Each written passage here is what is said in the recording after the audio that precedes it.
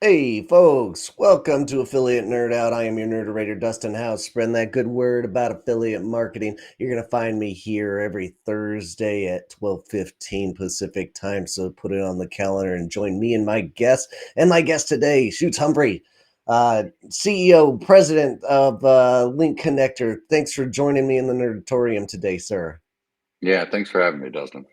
Man, it is such a pleasure and an honor to have you here. I know we've not connected a lot throughout the years, and I finally got the courage to come up to you uh, at PI Live this time around, and I have just been admiring your style and your characteristics, and just the way you go about holding yourself at conferences for so many years, and watching from afar and like emulating you in so many ways. And I'm just so happy to have you and happy to have this conversation today. Thanks, Dustin. I appreciate that. That's awful nice. Awesome, awesome. If you have any questions out there, this is live, so jump in and ask us anything. If you got any questions for me or my guest here today, if you would like to be in the guest seat, go to dustinhouse.com/nerd and drop in so a topic that you want to nerd out about. It could be anything. Our question for the day to our audience: what is your favorite thing to do at a conference? And I'm gonna open it up to you, sir. What is your favorite thing to do? So we can open it up to our audience here as well. My favorite thing to do at a conference, I always leave some time at the end of each day. I might pre-schedule it, but I make sure Okay. that there's some time at the end of the day where I can just sit down either one-on-one or in a really small group of what I would consider to be thought leaders or wicked smart people. As you know from all your vast experience, our industry is made up of entrepreneurs, Mm, and that entrepreneurial, constantly changing environment of our industry. It's just a lot of fun for me to sit down, often with a beer in hand, as you know, a beer in hand at the end of the day, and unwind before you get going, and whatever your night routine is going to be, the networking events and stuff like that, and just have a open-ended conversation with no agenda whatsoever, just talking to smart people and seeing where the conversation goes. So, some of the things that I've learned most from, or ideas that I brought back from conferences, come from those kinds of conversations. So I look forward to that part of the conference. That's probably my favorite thing to do. that is a smart move, and I have enjoyed that part of it as well. Like the first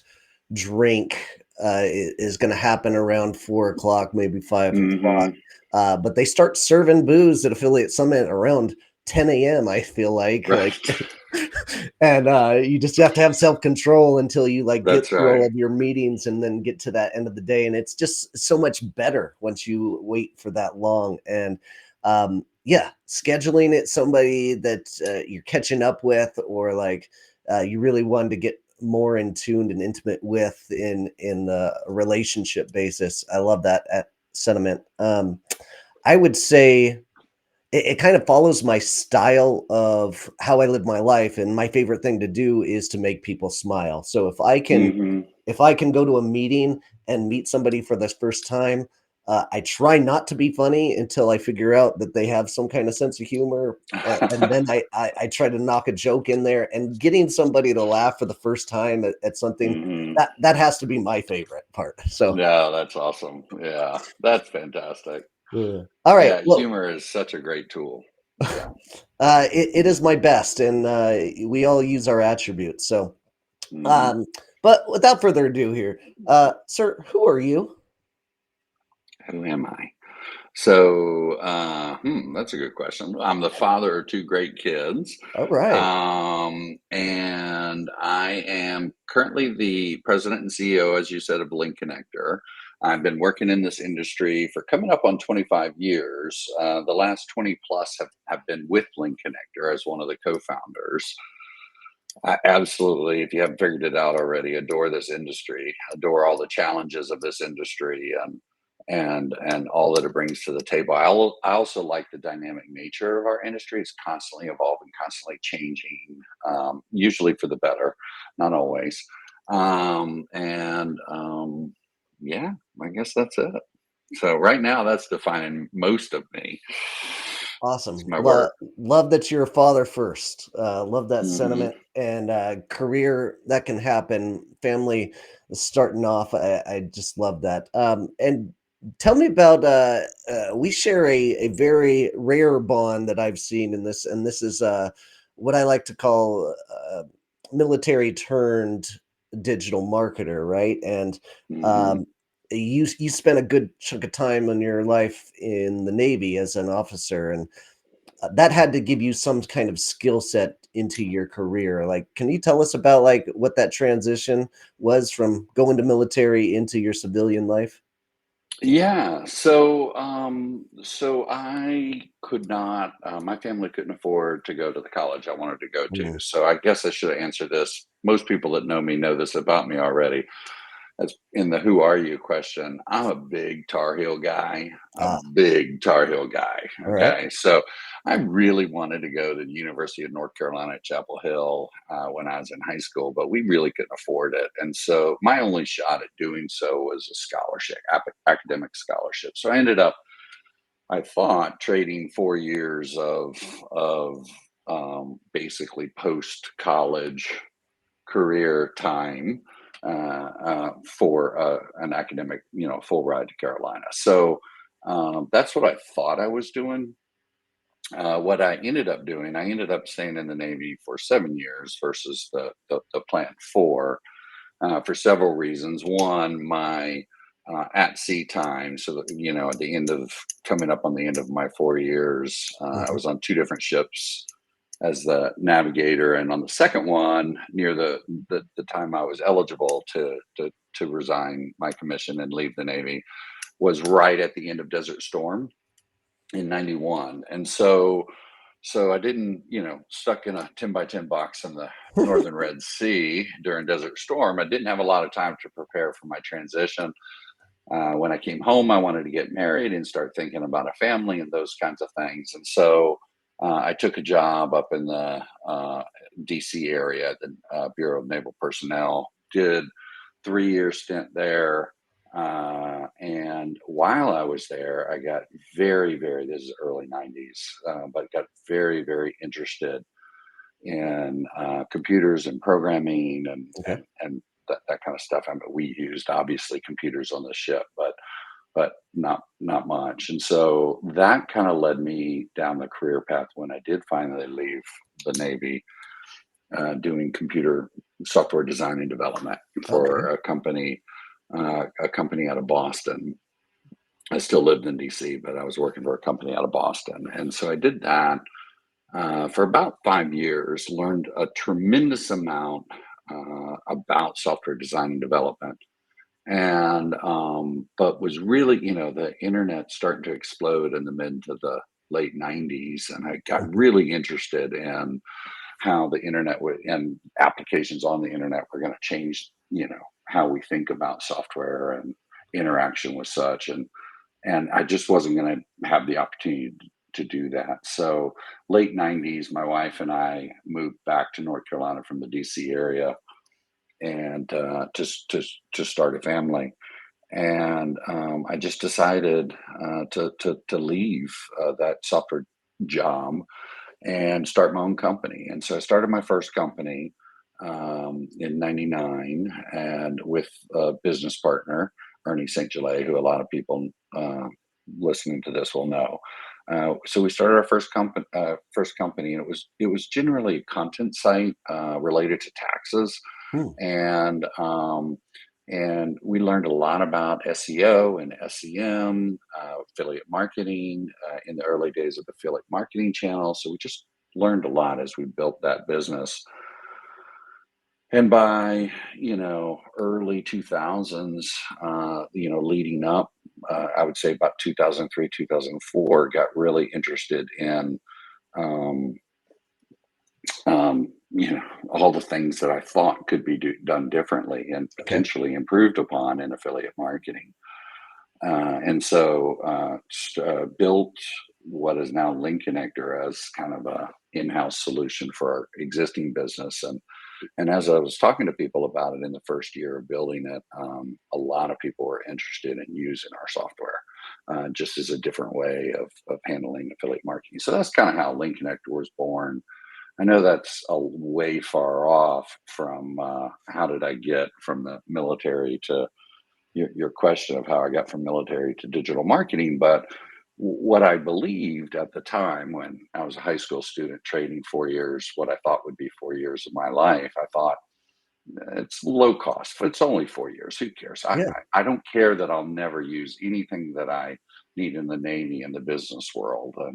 And that was my perception is that, just 4 year chunk and then I'll move on Mhm. and do what I want to do for a living. And in fact, I think about and I'm sure you do as well. I think about everything that I learned in the Navy almost every day of my career, since I've left the Navy. So there are lots of lessons that I learned, lots of ways to interact with people, the right way to do things, wrong way to do things.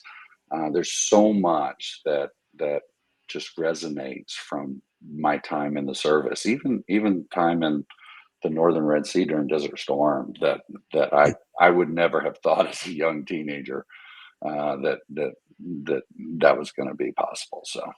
That's Oh, Yeah, I mean, it's ingrained in us at this point. Once you go through the service, more than anything, I feel like it's the leadership skills that stand out above everything, right? Like, right, right, once you're absolutely. leading a crew of individuals in some kind of capacity, you can that transitions really well. That's why people love hiring military folks into their companies because of the leadership capabilities and the discipline to stick with it. And um, I had assumed that was like the biggest help of your career and like getting you to that level.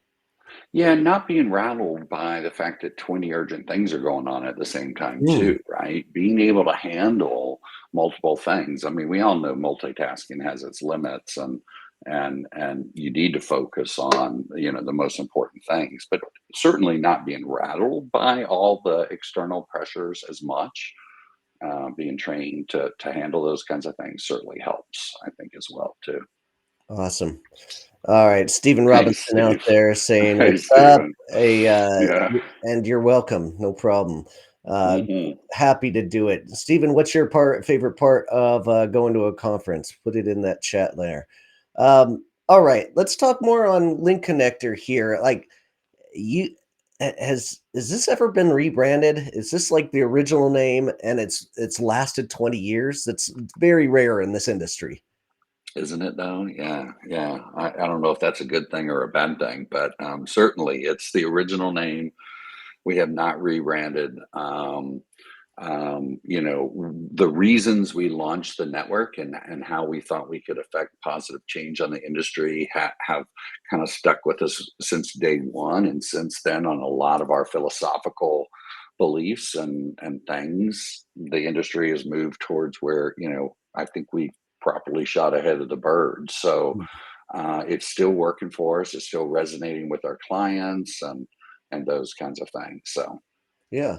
yeah, And yeah, yeah. It's tell the audience a little bit more about what you guys do and who you're serving out there. yeah. So we're a traditional affiliate marketing network.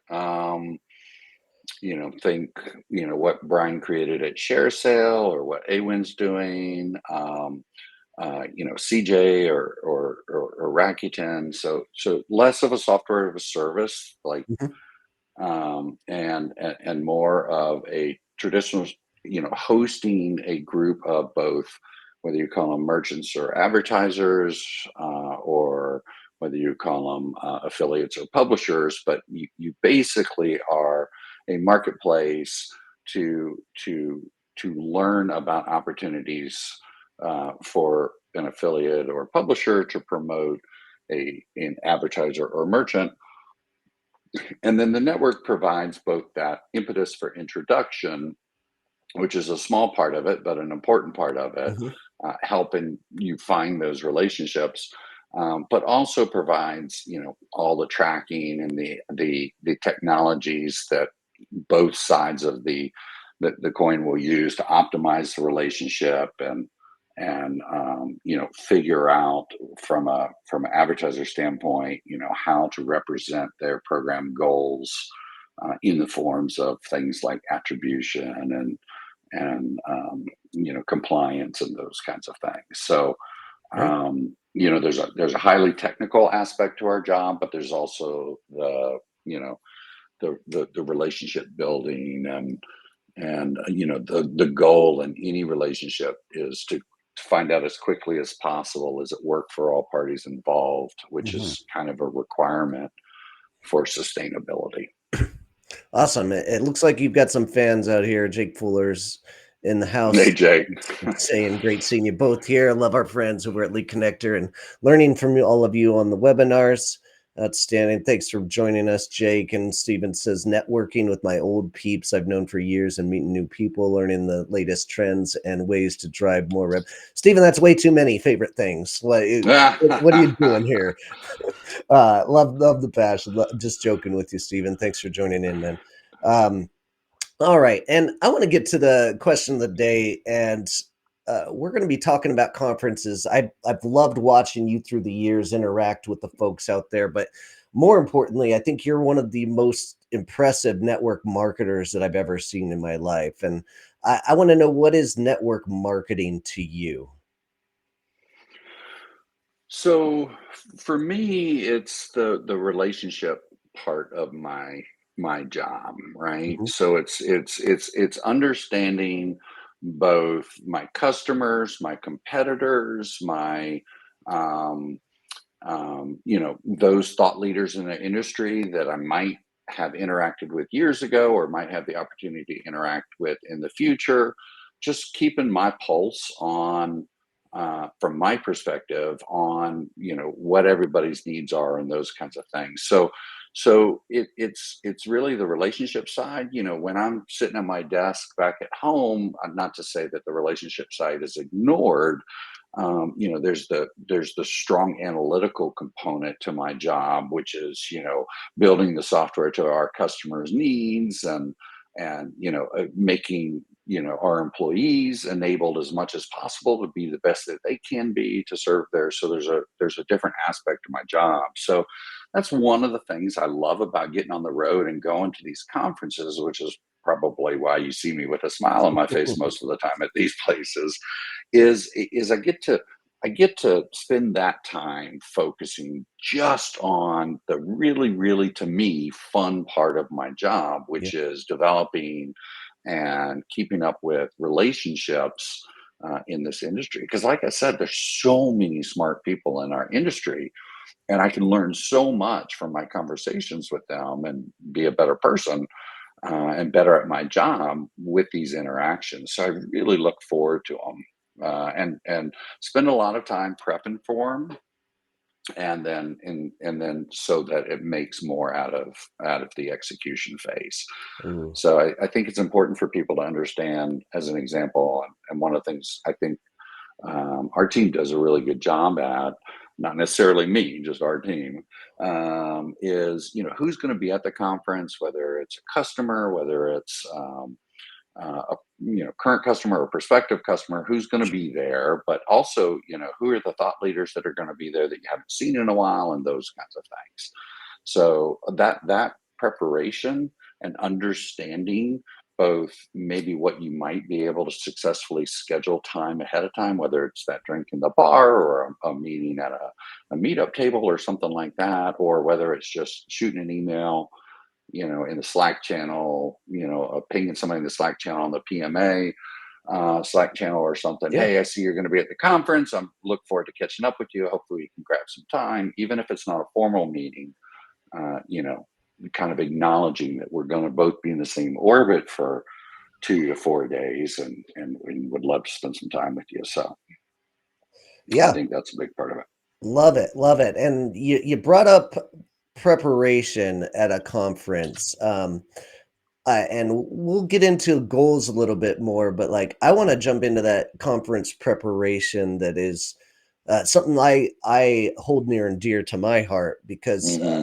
and it must have been a little bit harder back in the day, like before the apps were Pre-conference here. apps. Yeah, Yeah, pre-conference apps it was, yes. yeah, and the pre-conference apps, like, I loved PI Live. They made everything easy, and they had my schedule Hmm. on my phone and ready to go. I really Right. enjoyed it, but, like, what are some of your goals starting off before the conference starts to get these meetings in line? Yeah, so my goals are different than some of my teammates that I might be there. So, Yeah, as an example, I know Tara. Her goals are to meet with the customers that have reached okay, out to her that want to meet with her, but probably more on the prospective merchant or affiliate side, is what she's going after. We have our directors of our affiliate relations team or our mhm, merchant relations teams. They and their teams, their goals would be a little bit different. Their goals tend to be more with meeting with the customers that are going to be there and okay, setting up meeting amongst one or more customers that might be working together to give them time to just kind of for 30 minutes, replacing the phone call that might be happening that month otherwise in person to spend time developing those relationships and trying to enable those relationships, bringing a lot of data to those meetings and to talk through and stuff like that. I'm the lucky one. I get to go with the ability to pop into any of those meetings that I'm either asked to attend or I desire to attend, and then have my outside agenda of keeping up with industry thought leaders and mhm, spending time with them and popping around and one of the things I always try to do is make sure that I have I'm not fully booked mm, because I can always make use of that time at the okay, conference. And if I'm fully booked, then you run out of the ability to situationally adapt to an opportunity. Hey, I ran into so and so, and I really think you guys should meet. Do you have any time on your schedule? If you don't, then that you can't take advantage of that kind of you know spontaneity yeah, that might occur. And the one of my, I would say, conference tips is I try to use blank time that I have there if I have a hole to start some of my follow-up tasks early, oh, having my okay, computer and sitting down and instead of getting back to them the week after you return, you promised three things to them, you start getting that going right away. And I think people really appreciate and feel important when it's important enough for you while you're at the conference just yeah, to start doing those things for them. So that's an so interesting you tip. can always fill in your holes if you've left open time and don't Yeah. have anything to do. Um, you know, so Man, so many things to unravel there, like, and those aren't the things that, my necessarily my thoughts that go through my head. So first off, I wanna get into, like, the conference follow-up that you just mentioned. I've been trained, my old mentor, David Vogelpool, always told me, like, however long the conference is, wait in that many days to until you follow up because you wanna give everybody the time to catch up on their emails. absolutely 100%. You don't want to get lost at the bottom of the Yes. thread. 100%. Yeah, Yep. and I think that's a good strategy, but your strategy also works because if I find something that I wasn't like, I didn't have planned out in my calendar, and I have this, like, random conversation, it's a good one, I wanna get into their LinkedIn and send them a message immediately. I like your strategy as well there. Right, right. And I think you're probably guilty of this, just like all of us are. I think most people are guilty of. They're so busy at the conference, they're just making sure there aren't any fires. They're Mm, constantly on their device checking emails or posts or app messages through the app through the day when they have 5 minutes here, 5 minutes there. And so I think they're certainly not going to react to that message that you might have sent at the conference, but they're going to see that you took the time to, yes. to follow up right away. And that, I think, when you get that opportunity to do that, the point was not so much to make sure you do all of that right away. The point was, you can always find something to do if you leave open time and it doesn't get filled naturally. Yeah. You're not going to be wasting time. So No, I not at do all. try to stay away from work when Yeah. I'm at a conference unless there's a fire, just because take full advantage of the time you're there and surrounded by so many smart people. I totally agree, and getting that FaceTime and, making people Mhm. smile, shaking hands, kissing babies, all that Right. business is what, is gonna make you get responses. It's gonna improve your response rate when you do actually reach out to those Right. folks, and, uh Agreed. yeah, Agreed. and also you mentioned the portion about like not or leaving a little bit on your schedule for some time that of randomness, and that's something I've never done before, and it makes total sense for me to like start using that because I have been pounding meeting after meeting after meeting Mm. into my I want to get the fullest out of this thing. I Mhm. set a times to go watch sessions of friends and people that I really want to learn from, but I don't take the time for blankness, and I love that strategy. I'm going to employ that, like, at my next conference. Yeah, yeah. It is tempting. You know, you can always find a session you want to attend. You can always find somebody you want to sit down and meet with. So it is not an easy thing to do, but it's something that I'm lucky enough that I get to do. Hmm, okay. Um, speaking of goals, like, one of mine is, like, this kind of baseline where at every conference that I go to, I wanna make 1 really good friend, and I wanna make 10 new acquaintances, and that is Nice. my ultimate goal, essentially, is taking one of those old acquaintances and turning them into a big new best friend, essentially, that I'm gonna be super excited to see at the next conference. Do you go about this in the same kind of fashion? Maybe it's not as rigid as that, but do you have that mind frame as well? 100% have the mind frame. I Okay. don't have specific, quantifiable goals for that, but I do have, kind of that third, and third. So, Oh, okay. I definitely about a third of my time, you know, again, it's not a goal as much as I just kind of think that about a third of my time I want to spend with, our current customers, making sure, with my staff if they're meeting with them, but making sure that they're getting everything that they need and there's not things we can do to improve.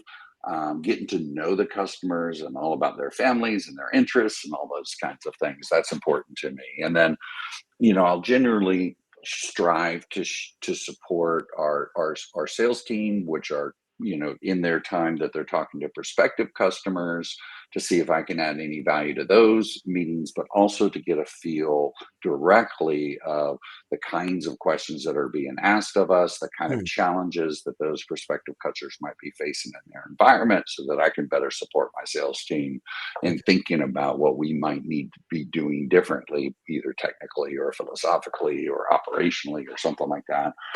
And then that other third is my fun time when Yeah. I'm going around and filling that up with having just a kind of an ad hoc conversation. Again, it could be on the schedule, or it could be, hey, I got an hour. Do you have an hour to go sit down and have a beer and just talk? And that's certainly a non-structured time Hmm. completely. I think structure would ruin it. It's my chance to Ah, learn more, you know like you and I started out this conversation today before you went live about our families and get to know each other. I think yep. that's important. It's important to know people and what drives them and what their motivations, what excites them, and all of that kind of stuff, that those connection points. So I really enjoy that aspect of my time at a conference. So from that standpoint, that third of the time, not that I'm not interested in those things in the other meetings, it's just generally they're so time constrained and you have agenda items and stuff like that. They're easier to accomplish with either that open, free, spontaneous meeting time or the planned, hey, let's just go off and catch up kind of time. Yeah, great call. But I Love it. love meeting new friends and all those kinds of things. And I think, you know, um, the different networking opportunities generally at night, whether it's your own created one where you're hosting a dinner for folks, or whether it's a rooftop bar, or dare I say it, even like an affiliate ball kind of event. Those can provide opportunities for that space, that third of the time, those kinds of things. So harder to get to know somebody at affiliate ball than it is on a rooftop bar, or Yeah, at a semi-intimate dinner setting, but still there's a lot of opportunity to use that time less for any kind of goals or agenda as it relates to working with that person, and more just to get to know them so that yeah. you can, you know Uh, you bring up like the fist pumping like portion of affiliate summits, which I really can't do. Like, I I, me either. I I'll give it 15 to 20 minutes. That's yeah, it. I've tried. I've tried my best to Yeah, go in there, yeah, but I just do not like yelling at somebody that's standing right next to me, and agreed. um, Or waiting 30 minutes for a drink at oh, the, and four paying an deep or something. ungodly amount for them, like, Yeah, we're used to exactly. free alcohol at the conference, like, Exactly. but, one of my favorite people in this industry is Paresh, and Oh, he he's makes fantastic. it work, like, And I will say he does make it work, and that his event at PLI was fantastic, yes, and early in the show as well. I think Paresh takes a different approach, which is why it's been so successful for him. He treats that time as fun customer appreciation yeah, time, and you don't have to be a customer. Brian Littleton used to do the same thing. really. Okay. It was really about, I really appreciate, you as my customers or industry friends. I mean, Brian used to invite me to, all of his share sale parties, and I'd walk in and everybody's like, you're the evil incarnate, you're the competitor, and all this kind of stuff. And Brian was just, Brian and I love to sit down and have those great conversations. And he's like, come have a beer, he's such a great guy. But Perez similarly. So yes, I agree. I agree. Yeah. Done properly, they can be very valuable. Oh, absolutely. Yeah, I really admire the way Paresh goes and it's called Paresh Connect because he Yeah. literally walks around the entire place and like takes somebody by the hand and introduces them to somebody on the other side of the room and like, hey, you guys talk, and he's on to the next one. It's an amazing scene to watch him And interacting. even more impressive is seeing him on the show floor at 8 o'clock the next morning, Oh my God, just yeah. bright eyed and bushy Yes. tailed, ready to work. Yeah. you know, He's ready to work. unstoppable force, He like, just is. He absolute is. beast out there. So, Yeah. so true. Yeah. Alright, I'm gonna take some time to pay the bills here today, and I wanna talk about one of our sponsors, and this is Markable.ai. This is a really incredible tool for influencers. This is a creator workflow streamline platform that creators can use to automate their affiliate monetization process and the viral product selections for things like smart deep links, affiliate tracking ID management, AI content generation, and boost and spread the affiliate links wherever you are with AI bio link technology and DMing technology. This is an incredible tool. They have seen folks in the influencer realm go from not knowing anything about affiliate marketing into being a pro very quickly, earning 500% increases in what they're doing. They're fully synced with Amazon, Target, Walmart, and other creator storefronts. So go check them out today if you are a creator. And even if you're an affiliate manager, go check them out because it is a super cool tool to suggest to your partners out there. And go to dustinhouse.com/markable and check them out. All right. And getting back into it, let's talk a little bit more about your networking. Like, it has taken me years to polish the skill set that I've had, and I'm sure it has been the same for you. But like, how did you get into this state of, um, you know, I'll go back a step. I'm not for everybody. I know that. Mm, Like, my sense of humor can be dry and sarcastic, and which is the best kind, by the way. some Let's people just be just aren't gonna clear. get it. Yeah, right, Awesome. Some people just aren't going to get it, and, they're not gonna like me at first, but give me some time and I'll win them over, I like right, to say, but, like, right. how have you, like, polished your skills through the years? Or is there anything that you've done that is like, a a light bulb that turned on for you to help you get to this point? Um, I'm not sure there was a light bulb that went on. There was a shift way back when I would say 10 plus years ago, where I went from trying to stay a little bit farther behind the scenes to fully interacting and engaging. Mhm. um, that has little to do with my personality. I mean, I grew up, in addition to serving in the military, I grew up a military brat. So my dad was Oh, in the okay. Navy for 26 years. And so, growing up, we moved every 2 years. So I don't know if I was born an extrovert, but by the time I was done with high school, I was an extrovert. Yeah. As anybody that knows me knows, I'm loud and you can hear me coming. So, kind of that no fear mentality. But I hear what you're saying. I'm sure there are plenty of people out there that think I'm loud and obnoxious, but I don't let that bother me. The same as you probably don't let it bother you if they don't get your sense of humor. You'll win them over eventually. So, I just am who I am. And I find, just like you would in a job interview or on a first date, with somebody or anything, if you are who you are from the beginning, then you're going to find those matches quicker.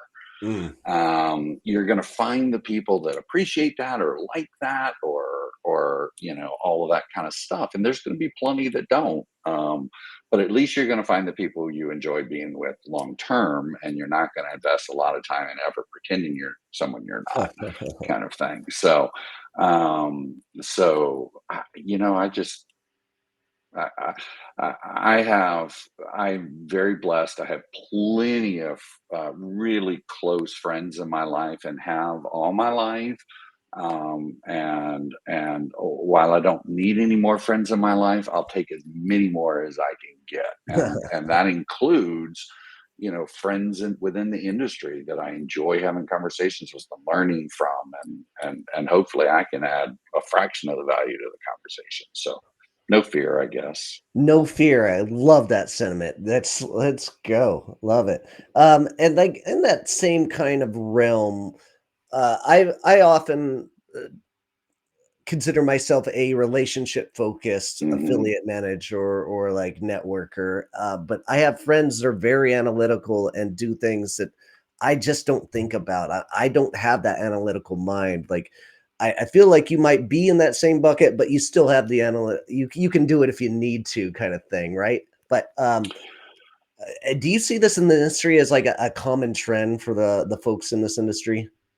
I 100% see it in our industry, and it's actually a very complicated industry. And one of the challenges in our industry is I think most people, are one or the other, or tend to be dominant in one or the other, and it's not easy to switch back and forth between the two. And Mm, a skill set in both is pretty much required to mm, to to do to do well in this industry, I think, for sure. or at least to advance and put your best foot forward. So I am lucky. I grew up good at math, logic, all those kinds of things. As I said, I started my career doing software development and design, so I have plenty of analytical abilities. I Mhm. got a master's degree in business, and was attracted to the accounting and the financial accounting side more than the marketing side back then. So I love the analytics. I love figuring out the puzzle and figuring out how to go from 1% conversion rate optimized to 3% conversion rate. I can spend all day in Excel spreadsheets doing that kind of stuff. So I really get a lot of personal joy out of that. At the Okay. same time, as you've said and observed, I get a lot of personal joy and professional achievement, out of the relationship side too. So I do think we are an industry that requires both sides, and I think I think if you're weaker in one skill set than the other, I think it will behoove you in this industry to do whatever you can to work on, the one you're weaker in. We try to the great extent as possible to challenge both Mm. sides of the brain. That's a good idea. I'm not gonna do it, but, what what I am gonna do is hire people that fill the holes in my Oh, bucket, right? oh, And 100%. and I think this is a Yeah. good strategy, and Mhm. every my best partners in crime at any company that I've ever worked with are great on the analytical side and let me do my thing and focus on building the relationships and recruiting affiliates. But uh, how do you find the whole hire for the holes in your bucket at your company? I mean, Tara is such an incredible asset for what you guys do over there, uh, and she must fill a lot of these holes that you might have. Yeah. So I definitely didn't mean to imply that I didn't have any holes in my skill set, because it's obvious that I don't have Tara's skill set. So for sure. So in building the company, I think it's important. I generally want an employee that's not necessarily, you're not going to hire somebody necessarily that's more knowledgeable about you in an area, but I always shoot to find employees that are smarter than me. And as you know from working with Tara, that was apparent there when she started working with us 20 years ago. Wow. So smarter than me is important, but the other thing that's important is, I need, so as part of, over the years, the interview process, when we target employees to look for those holes to fill, it's important to find somebody who isn't afraid to speak up. Okay. So isn't afraid to say, I don't think what you just said is the best way to do it, or I think I have a better idea, or those kinds of things. So in addition to being smarter than you, they have to be willing to, you know, say out loud something that may make them seem stupid, because it shouldn't make you feel stupid, but some people end up being made to feel that way. So say anything out loud and bring to the table. So what you will find in Link Connector is a bunch of employees that are very, very um, encouraged to, bring ideas forth and have open discussions, and no idea is a bad idea, and let's all work together to do this. So, but yes, lots of holes filled by employees. Yeah, Okay. Awesome. my organizational skills suck. I Talk. mean, really are bad. They are really, really bad. Well, Every that's single employee in the yeah. company, even the one that I might have hired last month, has better organizational skills than I. Well, to each their own. You've got your own skill Mhm. set, and uh, as we wind down here, I really appreciate your time today. How do the folks out there connect with you, sir? They can reach out through me through my LinkedIn profile.